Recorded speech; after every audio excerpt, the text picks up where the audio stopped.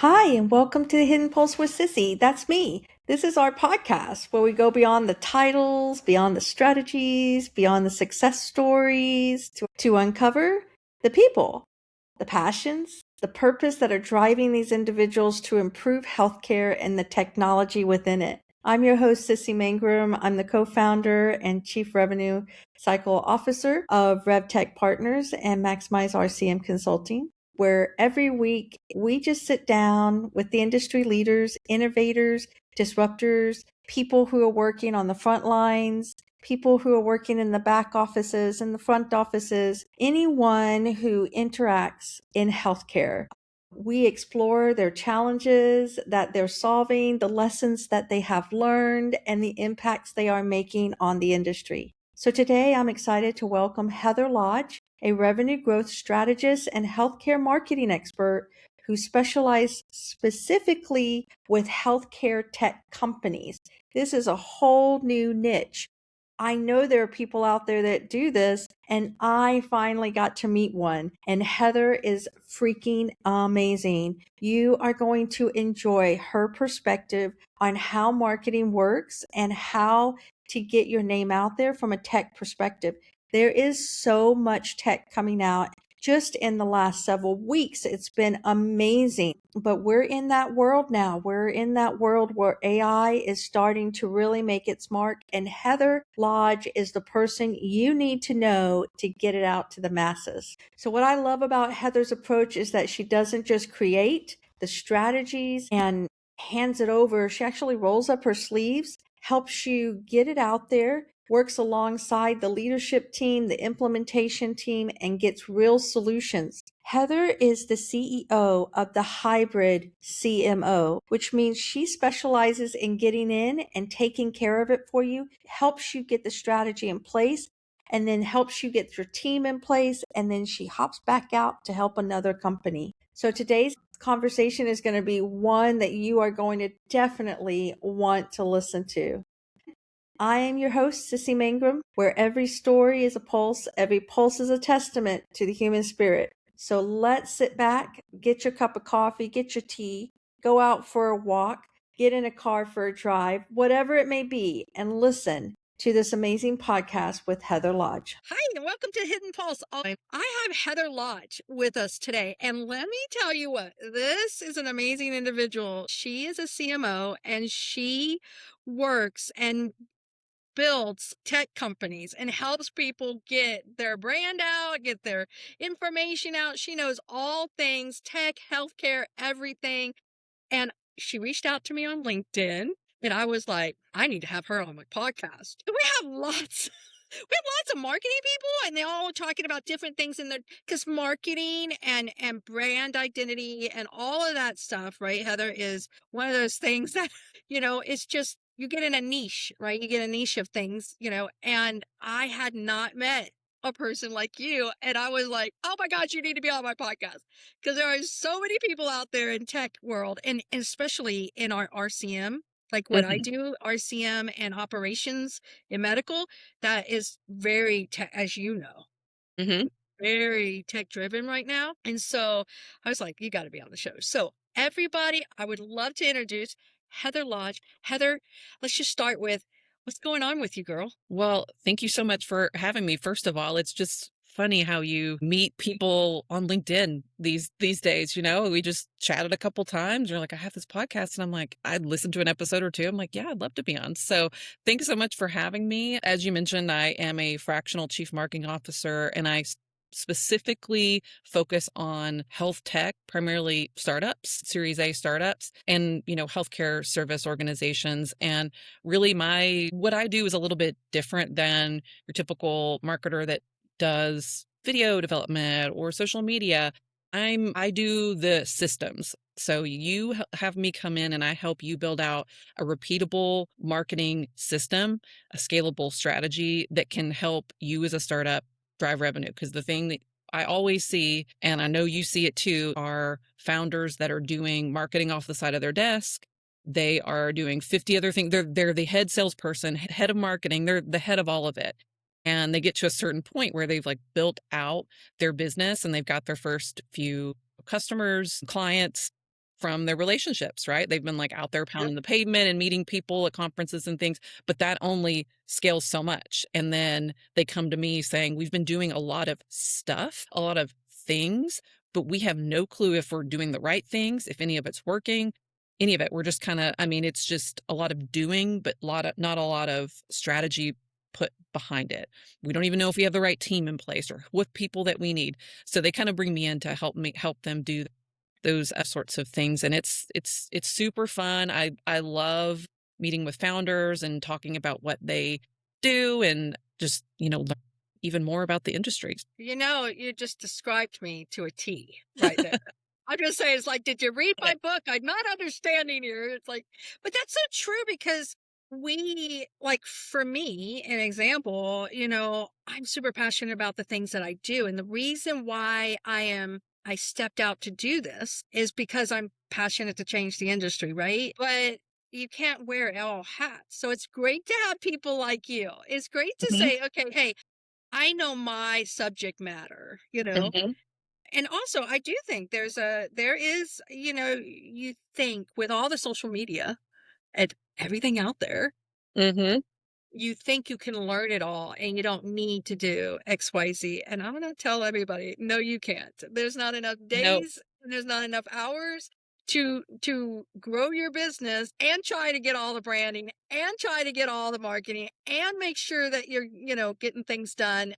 It's definitely a niche or a need for the industry for sure. Oh, 100%. And I think the important thing too for startups are on, shoestring budgets sometimes, or, they're Yeah. trying to be, they're trying to keep more money in their pockets because they're raising the next round and they want to be, they want to increase their valuation, right? So, but they need that structure and that strategy and that system operating system that Yeah. They get, helps them look more attractive to yeah. the investors that they're going after. Having me come in on a fractional basis versus hiring, a $250,000-$300,000 a year, chief marketing officer, 40 plus hours a week, they get me at a right sized amount of hours for where they are in their journey. So they get me a few hours a week. It's a right sized amount that they're paying for that, and we're just really focused in on one. I always say, let's focus on 1 to 3 core things this quarter that we can move the needle on. And I think that's a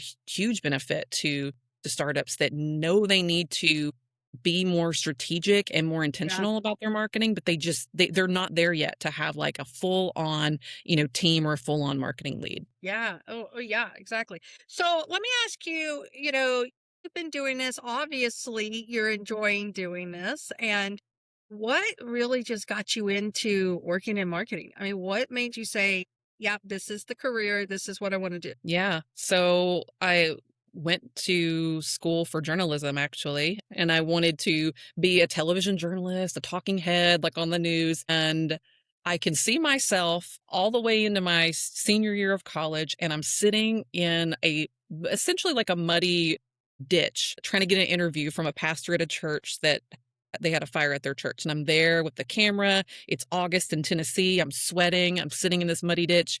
And I'm thinking, this just isn't for me. It's not as glamorous as it seemed. And so knowing I was nearly ready to graduate, I did a quick pivot and took a few internships doing public relations first and then marketing, Oh, and really yeah. just fell in love with that. Because I was able to do a lot of the development of the press releases and things that I love to do as far as writing articles and that sort of thing that kind of got me into journalism, but didn't have to be in front of the camera, and I could sit in a desk in an air conditioned room. So that's sort of what got me into it. And then it just kind of evolved from there as I went along in my career, as to kind of moved away from so much of the writing and content development and more into like the technical aspects of marketing, and then into the strategy pieces of marketing. And now sitting where I am now, it's just like a full, bringing it all together, the writing and the creative with the technical, with the strategy. And so My husband always jokes with me and says, "I think your first love is our son," and then I'm like, and then marketing's like right there, and then I'm somewhere way down here, which is not really true, but I am very passionate about it, and it's just a huge love of mine to be able to, help businesses move the needle in a way Yeah. that, as much as marketing seems so simple on the outside, there is a lot of moving parts underneath it all. And to help them, well, understand it to a degree, but they don't really need to understand it. I understand it, and I can help them get that off their plate and do the things they need to do Yeah. in the seat that they're in as an executive. When you found that this was your passion, that you were like, okay, I am moving away from the media side to this side, what was one of the challenges that you really had to just like sit down and go, okay, I am making this decision. I'm changing, I'm pivoting. Hmm. Sometimes when we pivot, we think, are we leaving something behind that we've always wanted to do, right? So how did you do that, and how did it go? Was it hard? Was it easy? Was it indifferent? Yeah, I mean, it was pretty easy, honestly, because I felt like I was get going. My first role was doing PR and marketing for a nonprofit organization, and I felt like I'd kind of like flipped it a little bit, whereas I wasn't necessarily developing the story that was going on, the evening news that night, but I was the spokesperson for the organization. So they were coming to me, and I was, on the news several times a month. They'd have me on, or I'd go to the studio, or they'd come to me or whatever, talking about, our mission. And so I kind of got that like little taste that I wanted of being that talking head on TV without actually having to sit in a muddy, dirty ditch outside. So it You sure was you don't want to actually, be outside while it's raining and yeah, windy? I'm not, So I'm much not, fun I'm an there. indoor cat. So yeah, so it was actually a really easy transition, and I felt like I understood what they were looking for, you know, Huh?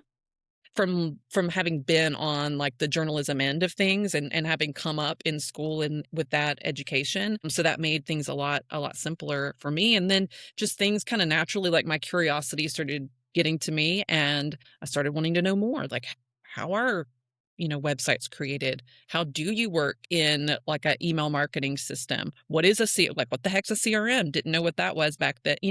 All the things. It was just a curiosity. And the nice thing of working at a very small nonprofit at 22 years old is there's no one to do these things. So you just learn it as you go, and you get to get your hands into Yeah. all of it. And that was a very valuable experience. And I loved it. I was there for nearly 5 years and before I moved on. And that was such a good way to kind of cut my teeth in PR and marketing. So when you were looking at this and you were saying, I'm going to do this, if you could tell from the beginning of your career, what would you have given your advice? Because I've got people that are listening to the show that are right where you were in college, right about to enter the workforce, right? And they're doing marketing, or they're doing some type of sales, or they're doing some type of finance that comes into this type of career. What's like a couple of things you would give yourself an advice for? The biggest thing that kick myself now, like to this day, is getting out there and meeting people. I mean, in healthcare in particular, like trust and relationships are everything. But in any industry that you're in, like the people that you know in your network is so important. And I've always been very much like any skills assessment I did, it was like you're very strategic and execution oriented. You just get you get it done, right? And I was very much always that way, like heads down, knock it out, get the stuff done, and as a perfectionist, do it Yep. at an A plus plus level, right? Meanwhile, I'm seeing other colleagues of mine move along and, up in the company because they were kind of networking a lot better and Yep. They building were out the networking. relationships. And I'm sitting here like, what's going on here? Like, I'm a better marketer than them, to humble me, right? Like, I'm a better marketer than them.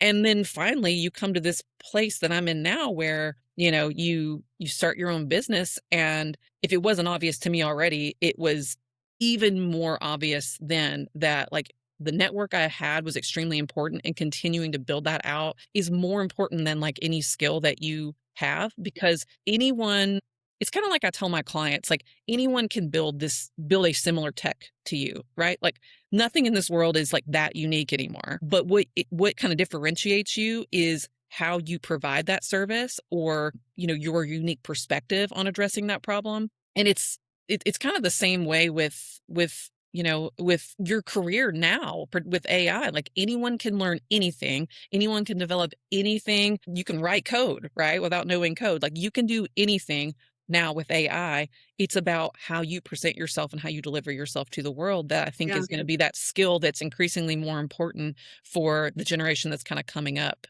now. That's the thing. I wished that I had had a mentor back in my college years. I had a lot of great mentors, and I do talk about that in the show. But in my college years, that really stressed networking Mm-hmm. because my head was down. I Mm-hmm. was going to school and I needed to get it done and I needed to get it finished and I needed to get to working. I was didn't have the benefit of going right after college. I mean, right after high school, right? I had to pay. I didn't have parent. My parents were right in that middle class where you didn't get, they made just enough so that you couldn't get Pell Grants and all that stuff, but didn't make enough to pay for college, if that makes sense. So you're like, you had to go and you had to live on your own for a year only so you could qualify for Pell Grants. And, Mm-hmm. like my family was just right at that mark. It was just right where it was. And so going to school to me was, hey, you went to school. I mean, I'm literally paying for this. Yeah. Nobody's paying for this. I'm Same paying for this. here. I don't Yeah. have time to be going and diddle daddling, as I Mm-hmm. thought back then, diddle daddling and networking. I was like, what is that going to do for me? But nobody took me under their wing, to say, hey, Cissy, you need to do this. Mm-hmm. Now, today, I mean, it's like almost a class they take. It's almost like they say, you can't even get out of college without Mm. going to 600 networking events. You know what I mean? And I did see a lot of people climb the ladder really quickly, and I would get so jealous. Yeah. I Yeah. was like, what We are live they the same doing? life for sure. Yeah. I'm like, I deliver, gets just like you. Everybody knows that I can do this stuff, but it's the Mm-hmm. networking, right? And it's Yeah. the, getting to Yeah. know people. So when you're sitting there and you're going through and you're saying, okay, I got this, I'm moving this, I am now this fractional person that's helping all these amazing small tech companies get off the ground from a marketing perspective and stuff. What is something funny that has happened to you during your career while you're doing this? Outside the ditch and raining. Mm-hmm. Oh my gosh, that's a great question. That's one that I couldn't think of like a good example for. Although this did happen to me. I got on a call with a potential client that I had researched the wrong person and the wrong company. And that's the worst. That's the worst feeling in the world when you get on a call like that and you're wanting to, you want to help them out and you want to put your best face forward and make them feel confident in you, and it's doesn't go that way. I'm okay with And you're like like, that's a I great company, but that's not my company. yep, and I'm like I'm okay with like on the fly just coming up with it as I can, but I don't know if that's so much a funny story. It's just a big Well, yeah. it's kind of funny, ha ha, in the sense of like, oh, I learned something. Yeah, it's funny looking back at it now. It wasn't so funny in the moment, but you're like, okay, wipe your brow. Like, I'm so glad that was just a quick 20-minute like intro call. Like I was able to kind of get it back on track, but man, that Yeah. nothing shakes you to your core like as a perfectionist type A, as we just discussed, than being unprepared for something. You know, and- what's really interesting too is, when you're not prepared for something and it hits us and it's just like, Hmm. I I had a situation where I booked a call. I mean, I was pretty much on a sale. I mean, it was probably going to be a sale, and I completely forgot about the meeting. And I'm a startup. And I'm like, what in the world? So of course I didn't expect them to respond back to me, but I sent them an apology, told them understand if you're not going to come back, blah, blah, blah, blah. But it hurt so hard because you're like, how in the world could that have happened? And I did have, my husband did tell me, he goes, well, you're a startup and you're doing every hat to get the company off the ground. Mhm. You got to start focusing on the things that are going to get you, and I felt so bad. The cool thing about that particular one that makes me feel not near as bad is I was offering some free services to them. So it wasn't like I was going to be getting necessarily paid, but at the end of the day, I was hoping to get a referral. And now, they might have a referral of like, she doesn't answer her calls, and I'll be like, oh, I do. It's like, it Yeah, just yeah. happened. You know But what, though? Situations like that are never fun, but the one thing I have found in doing, because when I decided to, go jet off on my own, work for myself, I had a background in marketing, but I had never and supported sales, but I'd never done sales myself, and that's really what you are when you're in business for yourself, is you're selling yourself, right? And so I've come to find that people are much more understanding. Like, you come and do a call and you're nervous, but then you realize like people are just people. And if you mess up or you forget something or call them by the wrong name, yeah, like, it happens. And I think people get that. And it's just kind of reassuring when you realize that, just because they have a fancy title doesn't mean that, they won't understand, yeah, you, yeah. right? Like, But I tell you what, you don't sleep for a couple of days yeah. because you're just like, I can't believe, Mhm. we know we do things in work all the time, and we know people are going to make mistakes, and what I do, there's nothing that you can't fix. I'm not a doctor, I'm not a dentist, I'm not a veterinarian.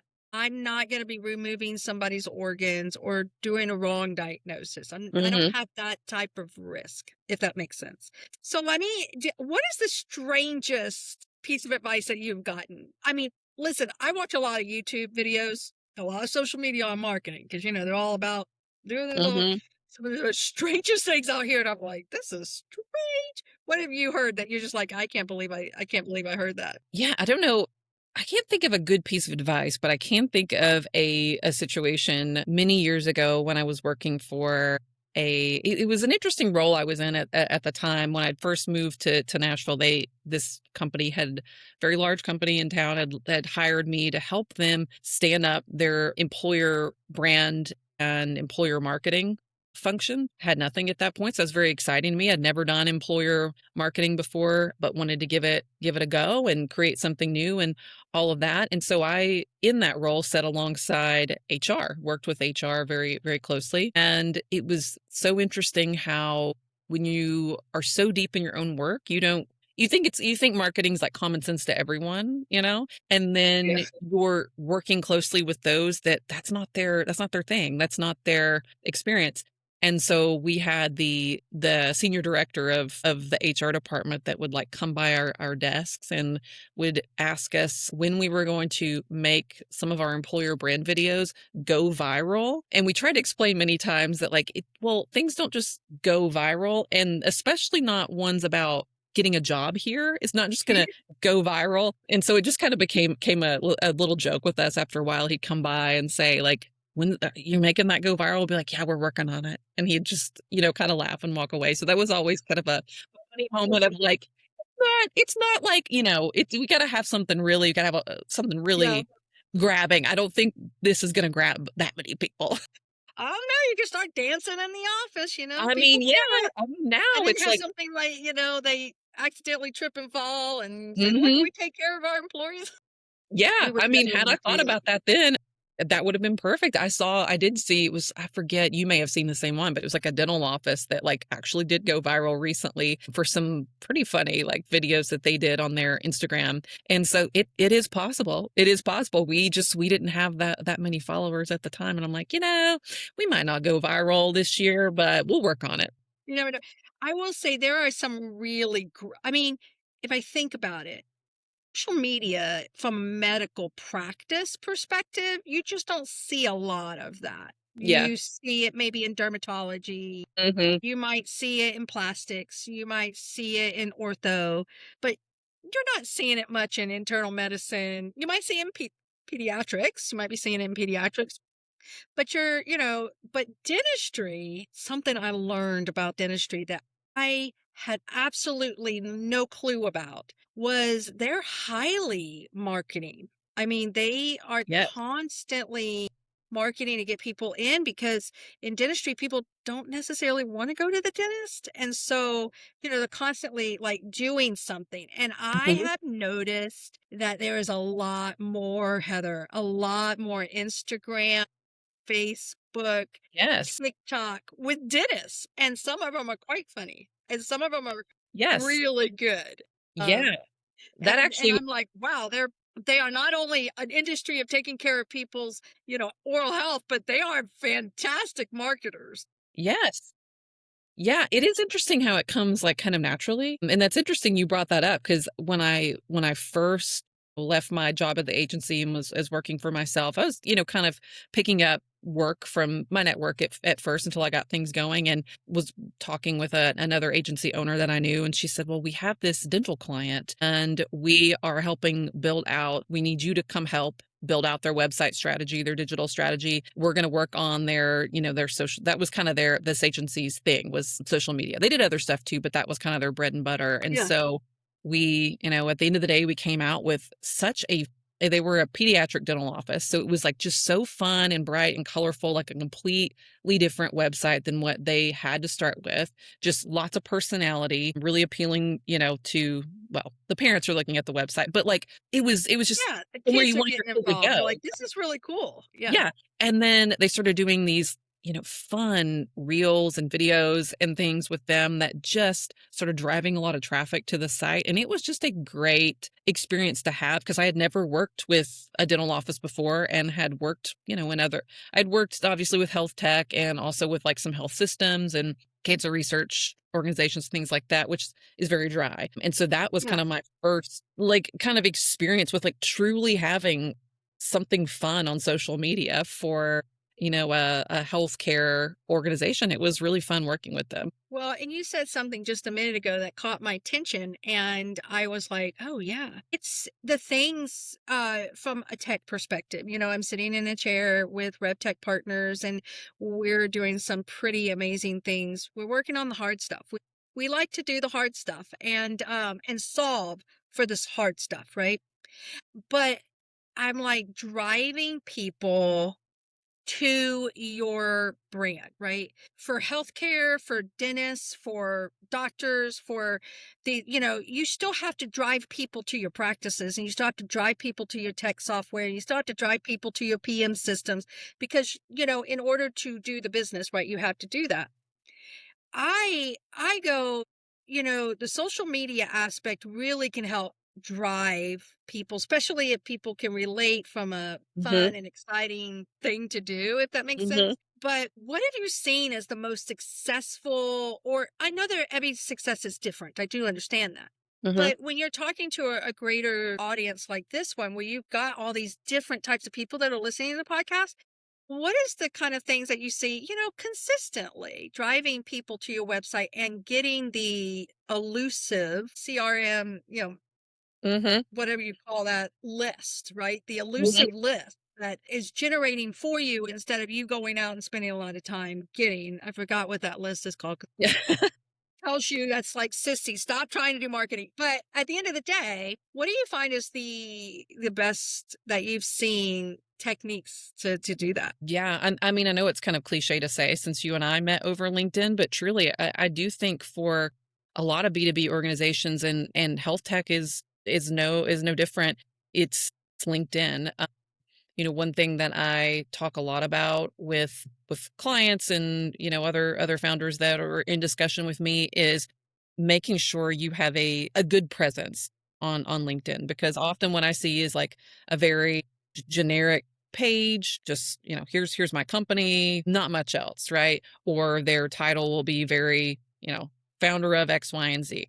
We want it to be very value oriented.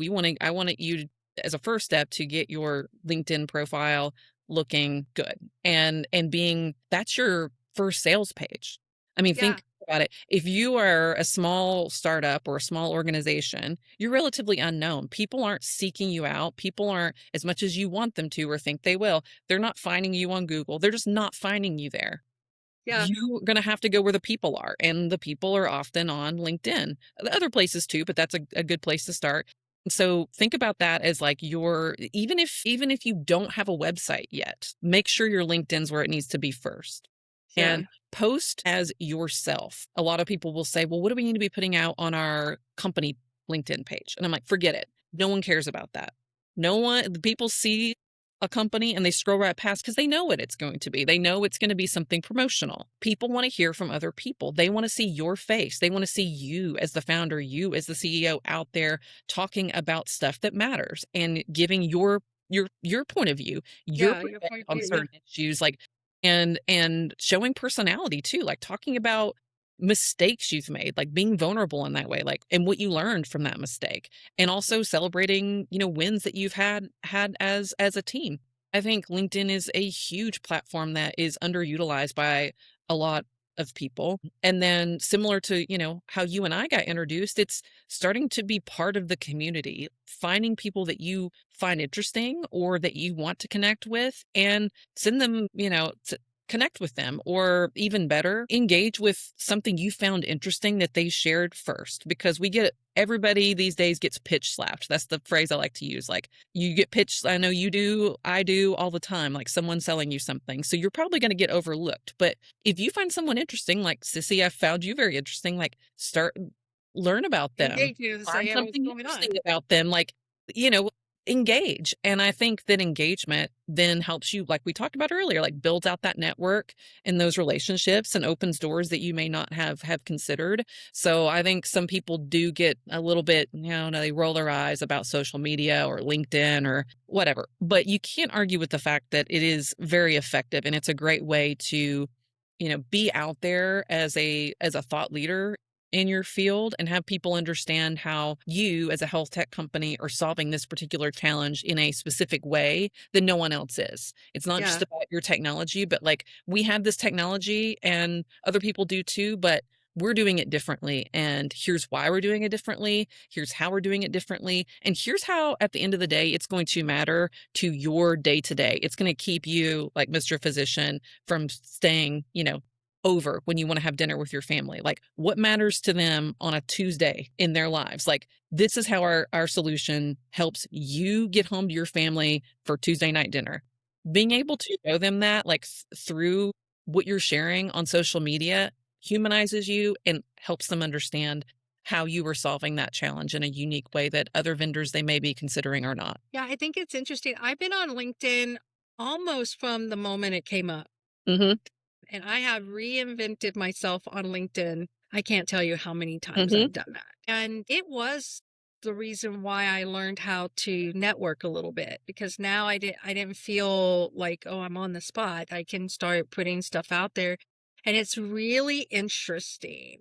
I Nobody knew who I was on LinkedIn, and then about 8 years ago, I can almost remember it. I posted something, more of a post, here I am, a leader in an industry, on the healthcare side. And there are a lot of us on the medical side. There are a lot of people that are a lot like me, that are operators, clinical operators, and gone into rev cycle. We understand the whole process, right? And I posted something about making a mistake. And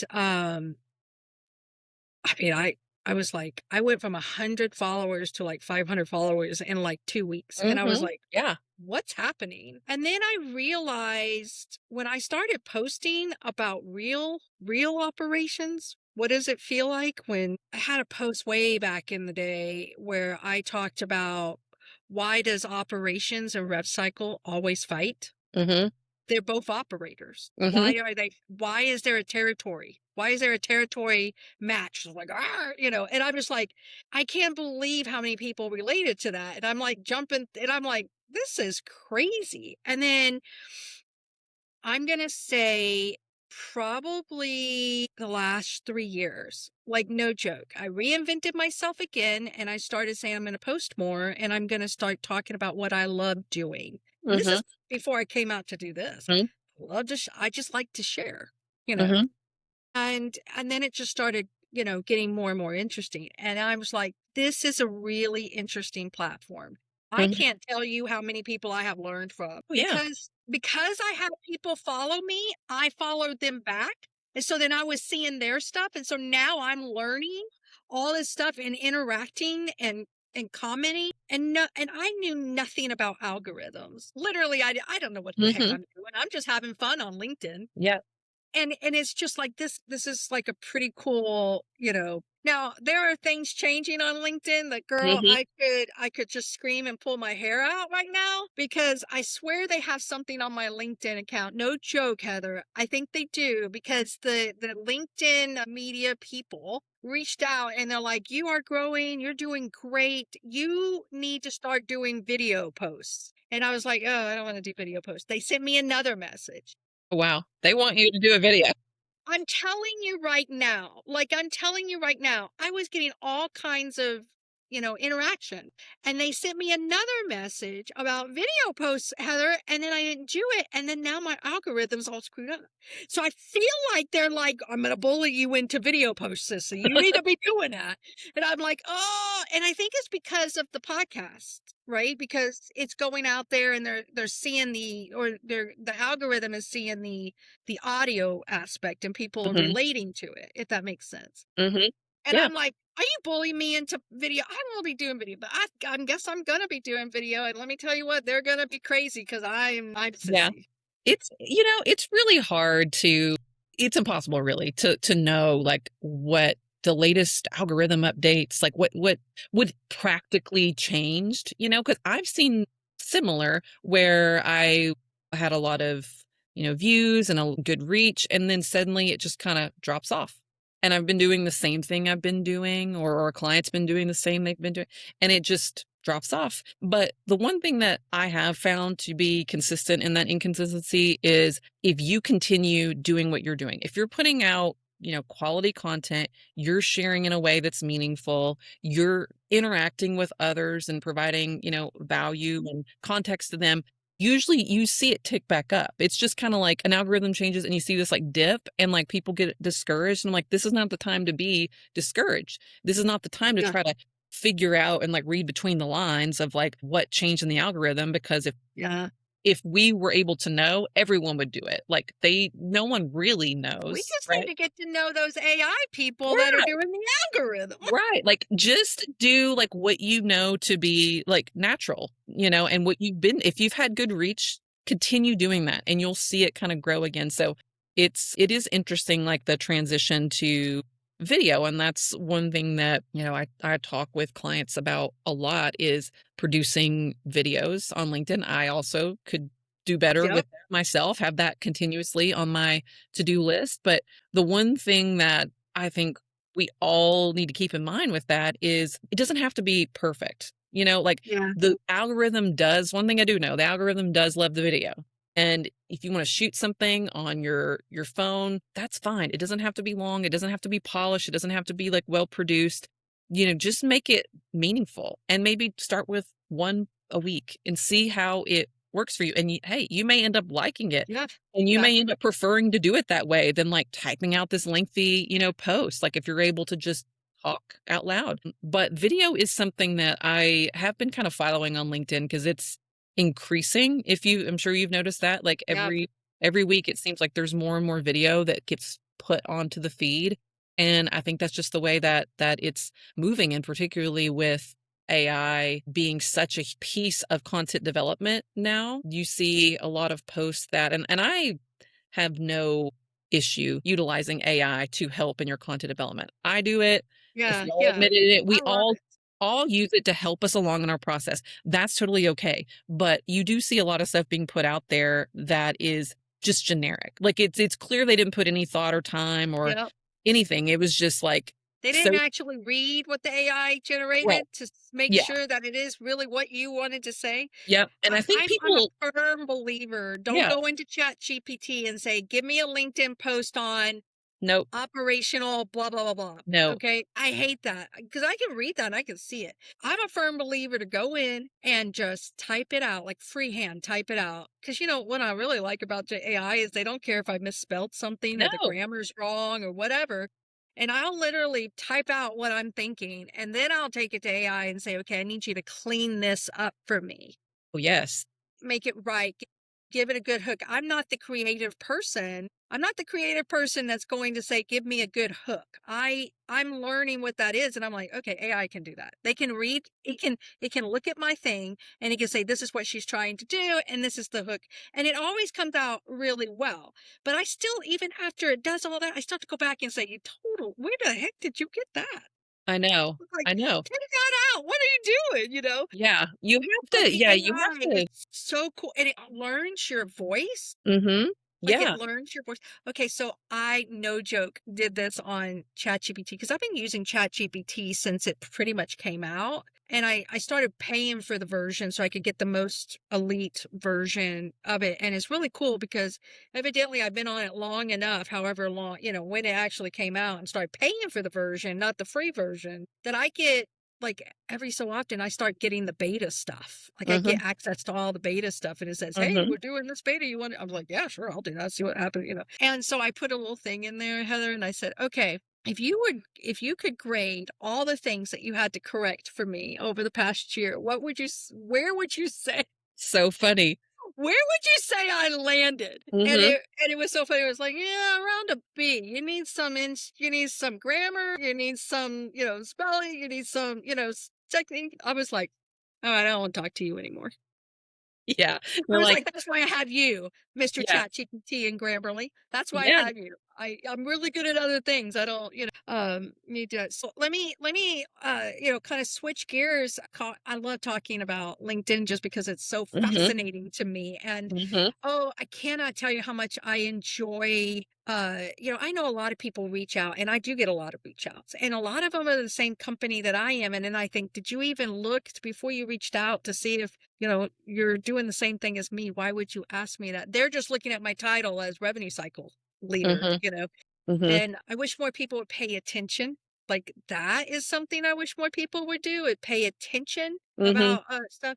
Heather, I did do this. When I tried an AI tool that I think too kind of messed up my algorithm, but I think I did it wrong. And so I think that's why. It's not the tool, it's not LinkedIn. I just think I just did it right. But one of the things that I did is I wanted to let my entire network know what I was doing. And so I kind of did that whole thing, like, here you go, this is what I'm doing. And it was only after I did that that people were like, don't do that, Cissy. And I was like, but I just wanted to tell them that I left my job and I'm doing this, and I would let them to Mm-hmm. know what I'm doing. They're like, well, not that way. It needs to be this way, this way, and this way. And so I was like, oh, this is really so much to learn from that aspect when it comes to that. And I can't tell you how much I enjoy LinkedIn. I have to, and I now have it on my calendar. I give it 1 hour a day Yeah. because I could go in there and just watch people in their videos. I could go in there and read their stuff and learn their stuff and see what they're doing. And I'm so excited about what everybody's doing. I celebrate, I do a lot of, but I'm like, I have work to do. Yeah. Yeah. Yeah. You gotta put it down at some point, but it is a great tool, but it's just like, as we're talking about it though, and I know AI is like the thing everybody's talking about, and it's become cliche to talk about it now, but here I go anyway, talking about it. That's It's okay. interesting because it's not something that I think people need to kind of hide that they're using. It's about, like you were saying, like how to use it right. And I really like the way that you are kind of going about it, because it's similar to the way I approach it too, is typing, and I just call it like my word vomit. Like, you can Yep. use AI to replace like your poor writing, but don't use it to replace your thinking. Like, it should still be That's your right. thinking, right? That's Like right. your Yes. thinking and your point of view and all of that. But you can like spit it out, or like I've literally been in my car after dropping my son off in the morning, and I start thinking about something, and I just turn on like my voice recording, record that, just talk out loud, and then upload that, and it kind of gives me a good draft that I can then work with. So I think for thought leaders and for companies too, AI is not going away. It's No. not something that you can avoid. You need to learn how to work with it, not against it. And so when I talk with folks about their marketing strategy, I always make sure that we're thinking about AI as like a piece of that puzzle, and how we are building an AI marketing strategy, not just not just using it willy-nilly, but like, how are Yeah. we using the right AI tools? We don't need to just have AI everything because there's AI written on it. Like, what's the purpose for it? Like, do we need it? Do we not? How do we use it correctly? How do we prompt it in the right ways so that it's giving you a good output instead of something generic? And if it's like a process oriented AI tool, like, let's make sure that we're setting it up in the right ways so that we're not working against it. So it's something that's, like I said, not like, it's not going away. We need to figure out Yeah. as the marketing function how we put parameters around it and have people kind of upskill a bit in that area. That's where that's the future, and that's where it's going. And as cliche as it is, it's something that the Well, reality that we're in. everything was I remember when Google came out. I know, I'm old. Hey, I remember when the first time you could get a computer in the school. That's how, Mhm. DOS. Mhm. Everybody thought those was that's cliche. Oh, that's blah blah. Oh, the internet. Oh, AI will become the it's part of our life. Unfortunately, it's going to be that way. But at the end of the day, utilizing the the best way to utilize it, right? And you as a CMO of tech companies getting startups up but we are a tech company. We use large language models. We're using all kinds of AI. Here's something I learned, Heather. This will blow everybody's mind because they'll be like, Sissy. But before I stepped out of my operational role of my everyday, fighting with the insurance companies and changing operational processes and making things better in the clinic or the organization I was in, I said, there's so much that I do that I know can be automated. Like, pick Mhm. this up, this. I mean, we do so much in reporting that's automated. Okay. Yeah. And I said, so when I came over here and joined these amazing founders, there's four of us, and they are on the tech side of it, right? And when I literally went to ChatGPT, and I think it was the second day I started, and say, tell me all of the different AI models that are Mhm. out there. Mhm. No joke. I think there had to have been 40 Yeah. or 50. And each one of them, and then I asked it, I said, what's the likelihood of those models working right now? What's the intensity of the hardness of getting it to work? And I'm reading it, and it's like, this is a future AI model. This is what people are doing. This is what they're thinking about today. And I have Brett McParlin, who is our CEO of our group, of our founders. He's the CEO, which I am very happy about because I don't want to have to do that. But that's what he's doing. That's literally what he is doing today. He Mhm. is working on those kinds of models for the thing because I'm telling him I want this, and he's like, I need this model to do that, Sissy. And in ChatGPT is saying that's still futuristic, but he's getting like 95% success rate on some of this stuff. Mhm. And I'm like going, Yeah. because I'm actually like so excited to see the things that have been in my brain for years and saying there's got to be a way to do this. And then I kind of verbally throw up what I want done to Brett and his development team. And he's like, he's like, try this. And I'm like, oh, Yeah. And it I'm like, yeah. oh my God, that's exactly what I wanted, and so when you're doing this marketing, this stuff for the people like us, all these other companies that are just like me that are getting out there and doing all of this stuff, that's the kind of stuff we want our marketing team to capture, that excitement of, it's not just RPA, it's not just bots, it's literal like amazing things that people don't even know the words to it. Like if I say large language model right now, if I brought that up at a conference, I would have a glossy look Mhm. in front of them, and they'd be like, I don't know what that is. And I'd be Mhm. like, I didn't either, like 6 months ago. I didn't know what that Yeah. is, but that's what I needed to do what I need to do. So super excited about that. Okay. I got too excited and started going off. Sometimes you got to be careful with Sissy. She'll just keep talking. So the cool thing about this, Heather, is that because I get to edit things, I kind of get to edit some of this out. Perfect. Love it. She talked a lot. I was like, no, I promise it won't be like that when it goes out. All right. So leadership and mentorship, how valuable has that been for you in your career? I mean, it's been huge for me. I think that it's probably for everyone, they have like someone that was like that leader for them. And kind of thinking back in my career, like the person that stands out to me is the person that empowered me as an employee to get things done and had trust in me and like truly valued like my expertise and things that I recommended like from a strategic perspective.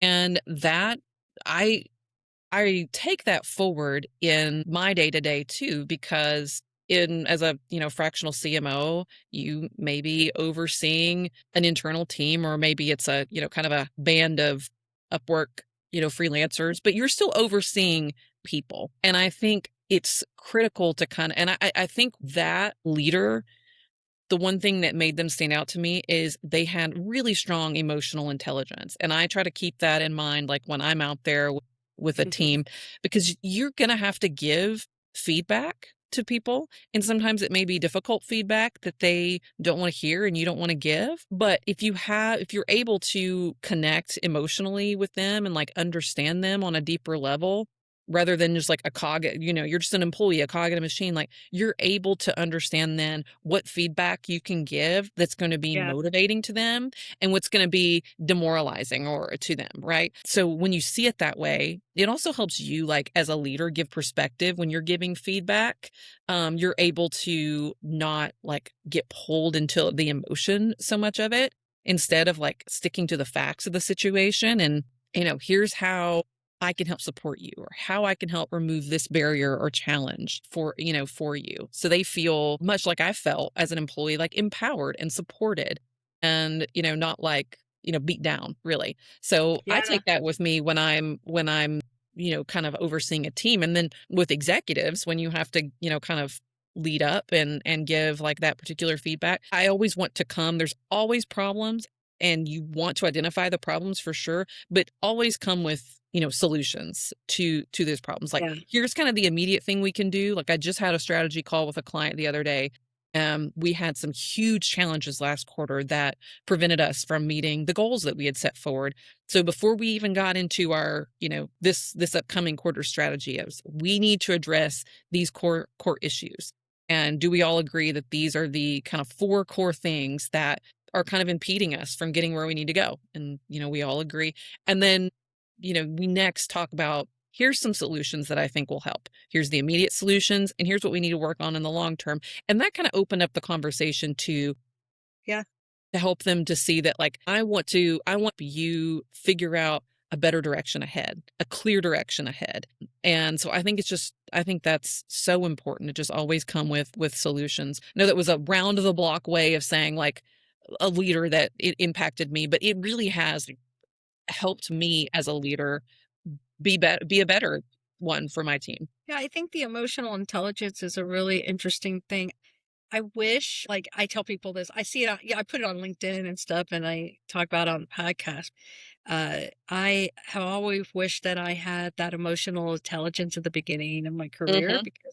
because as a person who is a people pleaser and a person who wants things to be done, and you want things to be correct, and you want things to be processed, you want stuff, you put a lot of love and Mhm. it's kind of like what you said earlier in this career, podcast, where you said your husband says you love your son and then it's your job. you know but that's and then you have somebody who comes and says something, or they approach it wrong, or they do something because the emotional intelligence of that individual is not very high, and your emotional intelligence is still growing and it's not very high. It Mhm. causes those conflicts, and then you come across that one person or two people in a mentor that you see, wow, that's how you approach that. We all have. Here's the thing that I think is interesting around leadership and mentorship is that I have always in my like gut, I've always felt like people want everybody to be in a square or a round hole. Everybody has to be this kind of leader, or this Mhm. kind of follower, or this kind of emotional intelligence. And so Mhm. they got this round peg. You got to fit in there, but everybody's a square. And you're like, oh, you got to be like this. And if you're not like this, you're not the best kind of person. And I've like struggled with that throughout my career, but I was like, wait a minute. I don't I don't need to be the round peg, because I ended up having mentors like what you just said. the ones that say, hey, this is really how you approach these things, and you can do this. Mhm. So super cool. Okay, this is kind of be fun. This one's going to be a good question. All right. You're in the IT industry. What are you seeing that nobody else is seeing? Like, what's the scoop? What's the scoop? As a marketer, what kind of scoop stuff do you have out there? Like, I think just kind of like trends in the industry. I mean, well, I'll think about it from like a healthcare perspective. I think like some of the things that I'm kind of excited about and starting to see a lot is using that word AI again, but these AI powered kind of like decision support, clinical decision support tools. And I'm interested in seeing like how they work like in real world settings, like not necessarily like the flashy things that are in the headlines, but like the things that are quietly working and like make and are practical, like practical applications of AI and making, clinicians or providers like better at what they do. AI is not something that I think companies like need to lead with by any means, because it's just a means to an end, right? Yeah.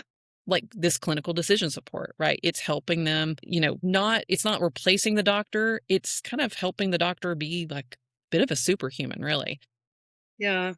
I'm imagining like ER physicians like being able to like catch heart attacks that they could have missed, or like cardiologists or radiologists like detecting cancer earlier with better accuracy, having these more meaningful conversations with patients because they're not like having to worry about keeping notes and that sort of thing. So I'm excited about seeing that continually develop in the industry. And I think another thing that I'm passionate about too is healthcare disparities, and trying to, and I can only do so much as a marketer in the industry, so I'm just playing one small part, but I want to see technology continue to like kind of democratize, you know, clinical expertise a bit too, like thinking about in rural communities, like being able to have, like I actually worked on a project with a, telehealth company. We did a messaging positioning project, and they really cool organization. They focus on providing telehealth specialist in like 10 different specialties Yep. in rural settings.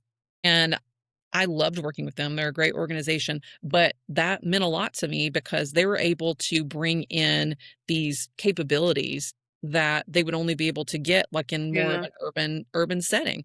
And so want to see, and I'm excited to see more of that innovation that can address these equity issues as we move forward. I think that's just kind of like a passion of mine. I think that's really cool. One of the things that has been going on for years and years and years and years in medical is, decision making in regards to coding and billing, right?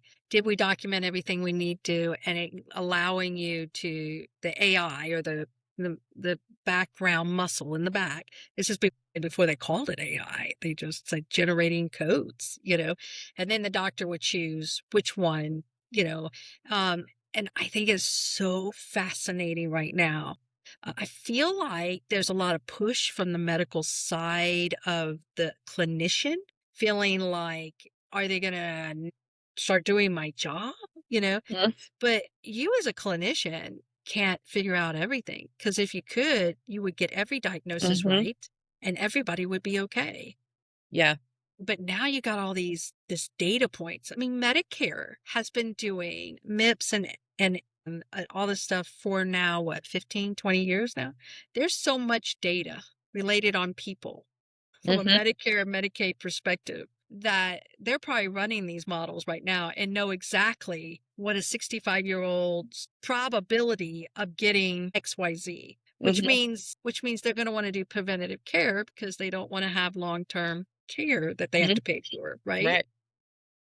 And so now you're going to have these models, which I think is cool. I mean, I don't think I would necessarily be completely against walking into an ER. I'm sick and I'm not doing well and something's happening, and the doctor says, I'm going to say something on here is going to be controversial, and then somebody's going to throw up on me, but I'm going to say, but from a woman's perspective, there's a lot of gaslighting. And listen, I've been in healthcare long enough. I've Mhm. seen it from the operational side Mhm. that sometimes men are more prioritized with their illness than women are. And heart and vascular is a big one because we are just different in genetics, from that aspect. That being said, AI could solve that problem like almost immediately because you're putting all the data in and the AI then comes back to the doc and says, okay, here are all the probabilities of what's happening with ABC person. Mm-hmm. And so now you're taking out the, the biased, I call it a little bit of medical bias, right? And Mm-hmm. that's going to be fascinating. I mean, 100. seriously, that's going to Yeah. be a game changer. People are going to come in and get treated for their heart attacks because it's just the AI found it. Yeah. Yeah. They're gonna get their, gastrointestinal issue resolved because it's, they found it. There's a lot more. I mean, it's gonna be a long way. It's Oh, not gonna yeah. happen tomorrow, but I think we're getting closer and closer to it. I just hope, my hope is that the our wonderful doctors and dentists and people don't have an ego around it and be like, oh my gosh, I'm supposed to, I think that's what stunts. Seriously, I think sometimes that stunts because it stunted me. Mm-hmm. It stunted me when I first experienced an AI model for coding, which was probably 15 years ago. I literally thought, could this take my job away? Mm-hmm. Yeah. Like I literally thought, holy cow. What what turned out was, and what I learned from that was this enhanced my job. And Right. so now I have better tools to help my doctor's document to help my staff put the stuff in there, right? But it's scary because your ego gets involved when the Yeah. stuff starts doing it right. All right, we're getting close. Can you believe that we've been on a call for an hour? And this is It's before we started call. This is only at the time recorded. Yeah, I know. I know. It's wild. Time has flown. Okay, so I usually do some lightning lane kind of thing. And I say lightning lane because I'm like a Disney thing and I like lightning lanes. Anyway, that being said, you've seen me on LinkedIn, Gina. So this is kind of quick and easy. So I'm just gonna ask a question. I ask this to every one of my guests, which I think is pretty cool. It's become kind of a thing.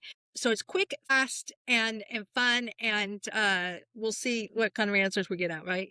So if you weren't in marketing and doing tech software marketing and healthcare marketing, things like that, what would you be doing? That's an easy one. I would be a cake decorator. In fact, I just before this call baked a cake for my son's birthday party this weekend. I love baking cakes and particularly like, decorating the outside and making it like something super cool that he's super excited for. So that's what I would do. Wow, man, I wish we had more time to talk about the cake decorating. Yeah. I have another person send who you I a did little the picture. podcast. She loves to cook.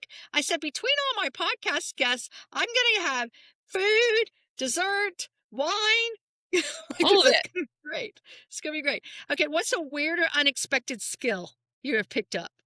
That's a great question. I think probably like, gosh, that's a great question. Weird or unexpected skill? I don't know if it's a weird skill or really unexpected for me because I'm quite a talker, but I think just being able to talk to like any and everyone. It's like the more you're out there like talking to others, the easier it is to like get to know people. So I don't know if that's a weird or unexpected skill, It but can be because you could talk about a lot of things, but not be hmm comfortable talking with people. yeah. That's pretty cool. hmm Okay, what's your go-to de-stress? So it's a little embarrassing, but I love to watch a lot of early thousands TV. Like I'm on a third rewatch of Buffy the Vampire Slayer right now, and I love just to like grab a glass of wine and just sit on my couch and not think about anything else. Like literally, I don't want to think about my day. I just want to watch Buffy, kick some butt, and have my glass of wine and vibe. That's me. That's awesome. I love it. I love it. If you could have dinner with anybody in your background of work from a marketing perspective or healthcare or anything, who would that be and why? Well, the first person that kind of comes to mind is probably, for some people, a controversial one, Dr. Fauci. I think like love him or hate him or whatever your opinion may be. I mean, he navigated the most complex and unknown like healthcare crisis of our lives, really. And so I think just kind of understanding like how he operated in that mode, like how he made the decisions that he made, why he made the decisions he made, given like the current sort of landscape and political polarization we have, like what his thoughts are on like how healthcare like maintains the public's trust in these like crazy times. So I think it would just be like an interesting conversation with him, like having come out of COVID and being like the face for better or worse, of COVID at that time, and then where we kind of are now as a nation and what his perspective. Yeah. Cool. Well, Heather, I have really enjoyed this. Was a really good end of my day. I am so Good. glad that we have gotten to know each other a little bit. And you're here in Nashville, so there is no reason why we can't have coffee or dinner or drinks Yeah. sometimes, Yeah. I mean, do so they have like a Buffy the Vampire Slayer bar where they like play that and then we can like go out for a drink or something? I'm pretty sure there is one. Probably somewhere. Probably You somewhere. know what? I'm not joking. I think there is some kind of nightlife thing that has that because I feel like I saw it on social media. That probably There's so exists. much going on in Nashville now. There's just every time I turn around, it's something new, and I'm just like, I Hmm. live here and I can't keep up Okay. with the Yeah. amount of stuff It's that's hard being to done. know, like one day to the next. It's like I'm sure there's a speakeasy. Yeah, I'm sure. I'm Yeah, sure there's one. let's do it. Let's do it. I We gotta just like, have to. We'll you just have know, to do it. I got you have an office you go to, and we were talking about that earlier, like before this recording, but you get it, you're able to like get out, go somewhere. I work from home and I You have got to a get out. Oh I have my a gosh! 4-year-old little boy.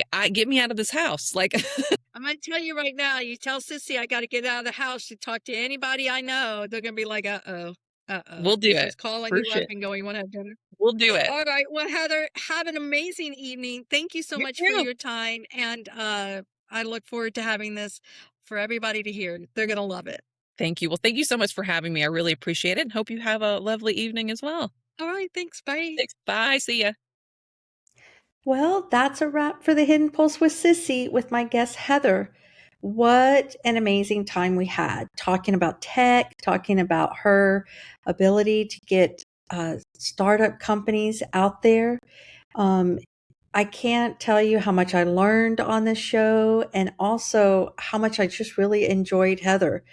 I hope today's conversation left you feeling inspired, a little bit relaxed, learning, and ready to take on new challenges with a touch of little laughter and a little bit of more knowledge. If you enjoyed the show, please don't forget to subscribe, leave a review, and share it with your network. We are growing, and with your help, we'll grow across the healthcare and dental industry because every pulse and every story and every connection matters. I'm Cissy Mangrum. Until next time, keep pushing forward, look for those amazing opportunities, stay curious, and never lose sight of your hidden pulse.